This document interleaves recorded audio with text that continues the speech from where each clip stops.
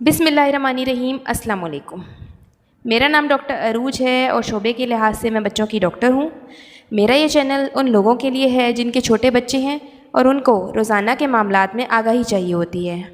आज की वीडियो में हम बात करेंगे कि वो कौन सी ग़िज़ाएँ हैं जिनको अगर हामिला ख़वातीन इस्तेमाल करें और खाएं तो बच्चा जो पैदा होने वाला है वो सेहतमंद होगा, और कौन सी खुराक से परहेज़ करना चाहिए ताकि हामिला ख़वातीन और उनके होने वाले बच्चों को नुकसान ना हो।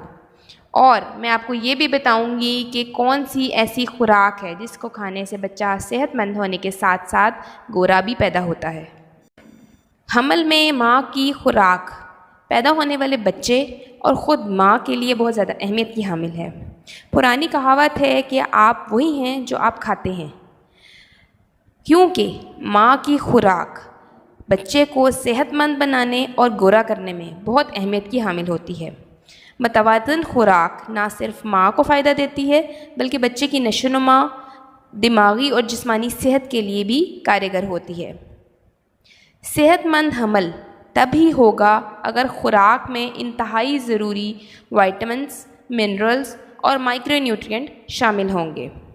वो अज़ा जिनको हमल में इस्तेमाल करना इंतहाई ज़रूरी है और माँ के साथ साथ बच्चे की सेहत के लिए भी बहुत अहम होते हैं, इनमें नंबर 1 फॉलिक एसिड। ये एक इंतहाई ज़रूरी जुज़्व है जिससे बच्चे की असाब मज़बूत होते हैं और दिमाग की नशोनुमा के साथ साथ बच्चे का खून बनने में भी ये मदद करते हैं।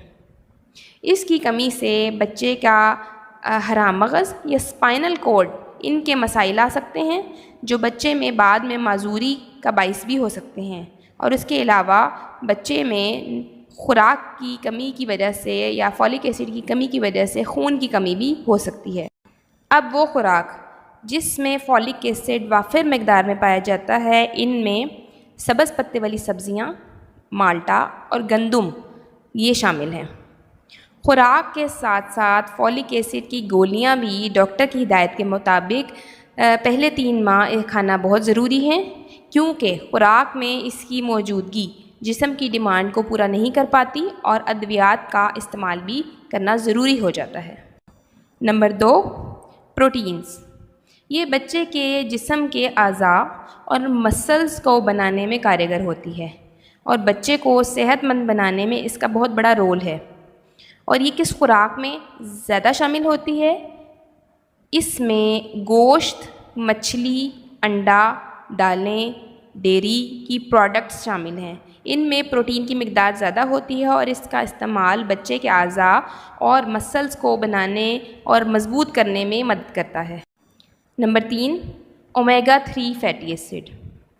ये जुज़्व बच्चे की आँखों और दिमाग की ग्रोथ के लिए बहुत ज़रूरी है और इसके खाने से बच्चे ज़हीन और एक्टिव पैदा होते हैं। ये किन खुराक में पाया जाता है? इनमें मछली, तुखमलंगा और अखरोट शामिल हैं। इन तीनों ग़िज़ाओं में ओमेगा 3 फैटी एसिड बहुत ज़्यादा मिकदार में पाया जाता है जो बच्चे और माँ की सेहत के लिए बहुत अच्छा होता है। नंबर 4 कैल्शियम और विटामिन डी। कैल्शियम और विटामिन डी का इस्तेमाल आने वाले बच्चे की हड्डियों और दांतों को मजबूत बनाता है। ये किस खुराक में पाया जाता है? इनमें दूध, दही और चीज़, ये 3 ग़िज़ाएँ ऐसी हैं जिसमें कैल्शियम बहुत ज़्यादा वाफिर मकदार में पाया जाता है। इसके अलावा सूरज की शुआएँ भी जिस्म में विटामिन डी बनाने में मदद करती हैं, इसलिए हामिला ख़वातीन को सूरज या सन एक्सपोयर ज़रूर होना चाहिए ताकि विटामिन डी बने और बच्चा सेहतमंद और बच्चे की हड्डियाँ मज़बूत हों। Number 5 iron. हमल में क्योंकि खून की मिकदार बढ़ जाती है, इसलिए आयरन की ज़रूरत भी बढ़ जाती है। इसलिए वो ग़िज़ाएँ जिनमें आयरन पाया जाता है वो इस्तेमाल करनी चाहिए ताकि बच्चे और माँ में खून की कमी से बचा जा सके। ये किन ग़िज़ाओं में आयरन ज़्यादा मिकदार में होता है? इनमें सुरख गोश्त या रेड मीट जिनमें बीफ और मटन, छोटा और बड़ा गोश्त शामिल है। उसके अलावा मुर्गी, मछली, दालें, इन सब में भी आयरन बहुत ज़्यादा मिकदार में पाया जाता है। Number 6 micronutrients and vitamins. ये जिस्मानी और दिमागी नशोनुमा के लिए बहुत ज़रूरी होता है और ये हर तरह के फ्रूट में पाया जाता है। अब वो कौन सी ग़िज़ाएँ हैं जिनको इस्तेमाल करने से परहेज़ करना चाहिए ताकि बच्चे और माँ को नुकसान ना पहुँचे और बच्चे और माँ की सेहत ठीक रहे और बच्चा सेहतमंद हो। इनमें नंबर 1 कच्ची खुराक या रॉ फूड जैसे अंडे, सी फूड और सही से ना पका हुआ गोश्त। ये सारी चीज़ें वो हैं जिनसे इन्फेक्शन होने का ख़तरा होता है, इसलिए जब भी ये चीज़ें इस्तेमाल करनी है तो इनको अच्छी तरह पका के इस्तेमाल करना है। Number 2 caffeine. ये बच्चे की ग्रोथ को बहुत बुरी तरीके से मुतासिर करती है और हमल में मिसकैरेज होने या हमल ज़ाया होने का ख़तरा होता है। ये इनमें जो खुराक शामिल है जिसमें कैफ़ीन बहुत ज़्यादा मिक़दार में पाई जाती है, इनमें चाय, कॉफ़ी, चॉकलेट और कोल्ड ड्रिंक शामिल हैं। तो इस खुराक को, इस तरह की डाइट्स को बहुत ज़्यादा मिक़दार में इस्तेमाल करने से परहेज़ करना चाहिए। Number 3 sugary food. Sugary food या ज़्यादा मिक़दार में जिसमें चीनी पाई जाती है वो अगर इस्तेमाल करें तो ये हमल में शुगर की बीमारी कर सकते हैं और वज़न को भी ख़तरनाक हद तक बढ़ा सकते हैं। साथ ही बच्चों में अगर मदर में शुगर की बीमारी हो जाएगी या गेस्टेशनल डायबिटीज़ हो जाएगा तो उसमें जो बच्चा पैदा होगा उनमें पैदाइशी नकाइस भी हो सकते हैं, जैसे दिल या गुर्दे का मसला। तो इसलिए जो खुराक जिसमें शुगर ज़्यादा है जैसे चॉकलेट, केक और मिठाइयाँ और कोल्ड ड्रिंक, इनको इस्तेमाल करने से या परहेज़ करें या कम से कम इस्तेमाल करें। Number 4 fatty diet.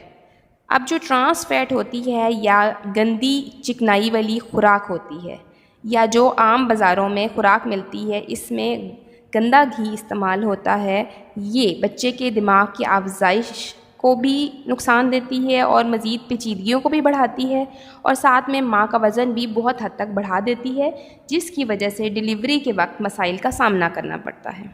इसलिए कोशिश करके हमल के दौरान अच्छी फ़ैट जैसे देसी घी या ऑयल या कम से कम चिकनाई वाली चीज़ें खाएं और अच्छी तरह पकी हुई ग़िज़ाएँ खाएं ताकि माँ और बच्चे दोनों की सेहत हो। अब मैं आपको बताऊंगी कि वो कौन सी ग़िज़ाएँ हैं या खुराक है जिनको खाने से बच्चा सेहतमंद होने के साथ साथ उसका रंग भी गोरा और अच्छा होगा। बच्चे का रंग बेशक जेनेटिक होता है या जीन्स के ऊपर मुनहसर होता है, लेकिन खुराक में कुछ चीज़ों का इस्तेमाल बच्चे की रंगत को निखार देता है और बच्चे की रंगत को बेहतर बना देता है। कई दफ़ा माँ बाप का रंग उतना अच्छा नहीं होता लेकिन बच्चे बहुत ही खूबसूरत पैदा होते हैं और इन ग़िज़ाओं को खाने से अगर आप सही मिक़दार में और मुतवाज़िन ग़िज़ा के तौर पर इस्तेमाल करेंगे तो ये इंशाअल्लाह बच्चा आपका गोरा भी पैदा होगा और उसकी स्किन भी बहुत अच्छी होगी। ये जो ग़िज़ाएँ हैं उनमें नंबर 1 आम। फलों में से आम का मुतवाज़िन इस्तेमाल बच्चे की जिल्द को बेहतर बनाने में बहुत ही कारआमद है और ये बहुत ही आज़मूदा है। नंबर 2 अनार। अनार में वाफिर मकदार में मौजूद आयरन और विटामिन्स ये जिल्द के पिगमेंट को बहुत ज़्यादा बेहतर करते हैं और जिल्द को नरम भी बनाते हैं। नंबर 3 नारियल और इसका पानी।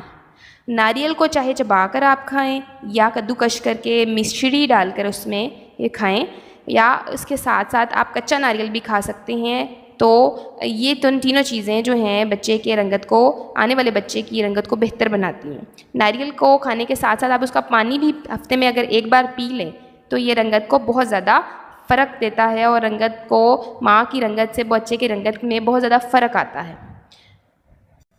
नंबर 4 ज़ाफ़रान। ये एक आज़माया हुआ नुस्खा है।